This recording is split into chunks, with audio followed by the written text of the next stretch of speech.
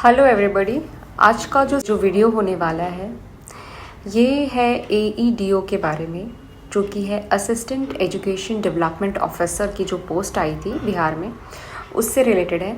बहुत सारे लोग कमेंट्स में ये पूछ रहे थे कि इसके बारे में एक सीरीज़ लेकर के आया जाए, होमवर्क सीरीज़ काइंड ऑफ, जिससे हमें एक टारगेट मिलता रहे रेगुलर बेसिस पे और हम सिलेबस को कवर कर पाएँ।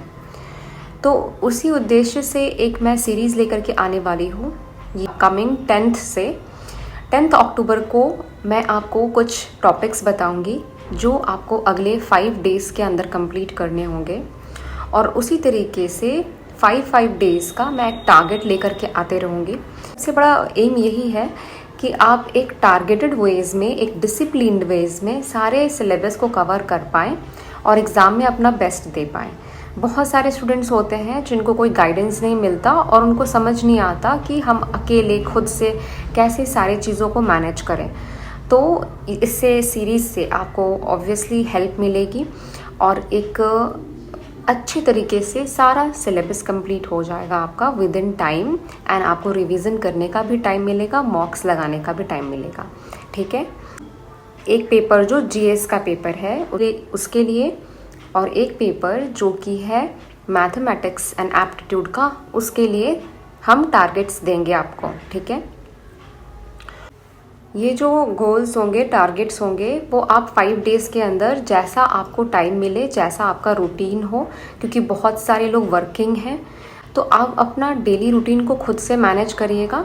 आपका टाइम और शेड्यूल आप खुद डिसाइड करेंगे। बस आपको ये देखना है कि वो 5 दिन में मेरा जितना भी टॉपिक्स है सारा कंप्लीट हो जाना चाहिए अच्छे से। ठीक है, उस सीरीज़ में आपको टॉपिक्स के बगल में मैं ये भी बता दूंगी कि आपको वो कहाँ से पढ़ना है, क्योंकि और मैं 2-3 ऑप्शन डाल दूंगी। ऐसा नहीं है कि सिर्फ एक बुक, क्योंकि अगर आपके पास वो बुक नहीं होगा तो आप ऐसे पैनिक कर लोगे कि अब मेरे को कहाँ से कंप्लीट कर पाएंगे। मैं उसमें आपको 2-3 ऑप्शंस दे दूंगी, आपके पास उसमें से कोई भी हो या फिर उसके अलावा भी कोई आप बुक पढ़ते हो, उसमें सेम टॉपिक निकाल करके आप कवर करेंगे। आपको इतना भरोसा करना होगा कि कोई भी बुक हो, कोई भी पब्लिकेशन की बुक आती है ना, तो वो टॉपिक्स में 19-20 का फ़र्क रहता है। लगभग वो सारी इंपॉर्टेंट चीज़ें कवर कर लेते हैं। मान लो अगर कोई चीज़ छूट भी जाए तो जब आप मॉक्स लगाते हैं ना, बार बार रिवाइज करते हैं, अलग अलग टेस्ट देते हैं, तो वहाँ से वो चीज़ हो जाती है। ठीक है, एक काम आप करिएगा कि जो सिलेबस है AEDO का, उसका प्रिंट आउट निकाल के रख लीजिएगा, और जैसे जैसे आपका टॉपिक्स कंप्लीट होता जाए आप उसको टिक करते जाइएगा। ठीक है, हम सीरीज़ को कैसे स्टार्ट करेंगे? हम सीरीज़ को स्टार्ट करेंगे अगेन हाई यील्डिंग एरियाज से, जहाँ पर प्रोबेबिलिटी बहुत ज़्यादा होती है कि क्वेश्चंस वहाँ से आएंगे, उसको कवर करेंगे, और फिर धीरे धीरे हम मूव करेंगे लेस प्रायोरिटी एरियाज़ वाले में। ठीक है, ओके। इसमें से कुछ लोग होंगे जिन्होंने BPSC दिया होगा, प्रीलिम्स दिया होगा इस बार, तो उनको यही कहूँगी कि आप सीरीज़ को चाहे तो फॉलो कर सकते हैं। आपने एक बार तो सारा पढ़ ही लिया होगा GS, तो आपको क्या करना है कि आपको रिवीजन पे फोकस करना है ज़्यादा से ज़्यादा। ठीक है, अब देखिए प्रीलिम्स का लगभग 1 महीना हो जाएगा कुछ दिनों में, तो बहुत लोगों ने पढ़ाई छोड़ भी दी होगी, तो इसलिए वापस से आप अपने आप को रीशेड्यूल करें, वापस से डिसिप्लिन में लेकर के आएँ, और इस सीरीज़ से आपको भी हेल्प मिलेगा। पर मेरा मानना है कि आपने ओवरऑल कवर कर लिया होगा तो आपका रिवीजन हो जाएगा। रिवीजन भी आपको हाई यील्डिंग एरिया से ही शुरू करनी चाहिए, ये एक स्मार्ट स्ट्रैटेजी होती है। ठीक है, इससे आपके अंदर में वो जो पैनिक होता है ना कि एग्ज़ाम का डेट नज़दीक आ रहा है, अभी तो ये सारे इंपॉर्टेंट वाले चीज़ तो बचे हुए हैं, ये चीज़ नहीं होती है। ठीक है, that's why it's a smart strategy. बहुत सारे स्टूडेंट्स ऐसे होंगे जिन्होंने BSSC का भी फॉर्म भर रखा होगा, तो उनका BSSC का भी एग्ज़ाम आने वाला है, तो आप भी इसको फॉलो कर सकते हैं, क्योंकि GS वाला तो सेम टू सेम रहता है। ठीक है, इसमें मैथ्स का भी मैं टारगेट दूंगी आपको। मैथ्स भी अगेन वही हाई यील्डिंग एरिया से शुरू होकर के जाएगा लेस प्रायोरिटी एरियाज़ वाले में। और मैथ्स में एक चीज़ मैं आपको बताती हूँ कि हर एक इंसान को एक अलग चीज़, एक अलग सा टॉपिक मैथ्स में टफ़ लगता है। किसी को नंबर सिस्टम टफ़ लगेगा, तो किसी को अलजेब्रा टफ़ लगेगा। ठीक है, तो आप ध्यान दीजिएगा कि आपका जो टफ़ एरिया है, जहाँ पे आपसे क्वेश्चंस नहीं बन पाते हैं, उन सारे क्वेश्चंस पे आप फोकस करें। ऐसे तो मैं क्या करूँगी कि आपको डेली टारगेट दूंगी, पर उन टारगेट्स में भी वैसे कई सारे टॉपिक होंगे जो आपसे, जिससे क्वेश्चंस आने पे आपसे बन जाता है, और कुछ टॉपिक्स ऐसे होंगे जहाँ से क्वेश्चन आने पे बन नहीं पाता है। तो आप अपने हिसाब से उस वाले टॉपिक को ज़्यादा टाइम देंगे, ठीक है। उन टॉपिक को करने के बाद उसके जितने भी क्वेश्चंस आपके पास अवेलेबल हो पाएंगे, क्वेश्चंस से मतलब है कि बिहार में जितने भी एग्ज़ाम्स होते हैं तो उस टॉपिक से जो क्वेश्चन आया है, फॉर एग्जांपल नंबर सिस्टम से, तो बीएसएससी के जो प्रीवियस ईयर के क्वेश्चंस रहेंगे वहाँ भी बहुत सारे क्वेश्चंस नंबर सिस्टम से आए हुए होंगे, और अलग अलग एग्ज़ाम्स होंगे वहाँ से आए होंगे। आप उसको कलेक्ट करके उसको सॉल्व करने की कोशिश करिएगा, क्योंकि मोर और लेस इसका पैटर्न जो होगा, लेवल होगा क्वेश्चंस का, वो सेम रहेगा, ठीक है। चलिए अब एक बार बात कर लेते हैं कि इस एग्ज़ाम के इम्पॉर्टेंट कुछ प्रोविजंस कौन कौन से हैं। इस जो एग्ज़ाम के बारे में हमें जानना चाहिए वो क्या चीज़ें हैं, जल्दी से हम एक बार रिकैप कर लेते हैं। तो ये एग्ज़ाम जो है वो आपका ऑब्जेक्टिव टाइप एग्ज़ाम है, जिसमें 3 पेपर्स आएंगे। एक है जनरल लैंग्वेज का, जिसमें हिंदी एंड इंग्लिश होगा।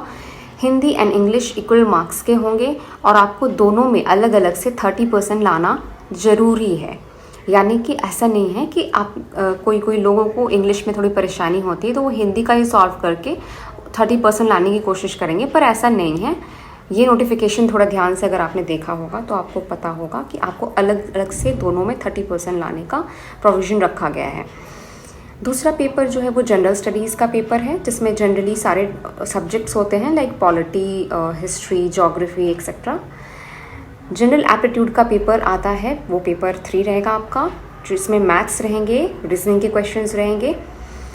तो ये तीनों क्वेश्चंस जो होंगे, क्वेश्चन पेपर्स जो होंगे, इनमें 100 क्वेश्चंस होंगे, और हर एक क्वेश्चन जो है वो 1 मार्क्स कैरी करेगा एंड 1/3 नेगेटिव मार्क्स कैरी करेगा।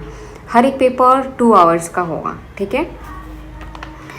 और ये दोनों पेपर जो होंगे ना, जनरल स्टडीज़ के पेपर एंड जनरल एप्टीट्यूड का पेपर, यही दोनों ऐसे पेपर होंगे जहाँ पर आपका मार्क्स जो है वो मेरिट के लिए कैलकुलेट किया जाएगा।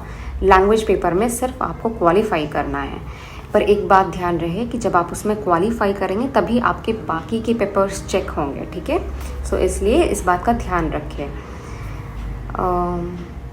जनरल लैंग्वेज पेपर जो है वो बहुत इजीली भी ना लें और बहुत टेंशन भी ना लें। उसको कैसे कवर करना है वो हम आगे के वीडियोस में बात कर लेंगे उसके बारे में, पर हम शुरुआत करेंगे सीरीज़ में हमारे जनरल स्टडीज़ के पेपर के साथ एंड जनरल एप्टीट्यूड के पेपर के साथ, ठीक है।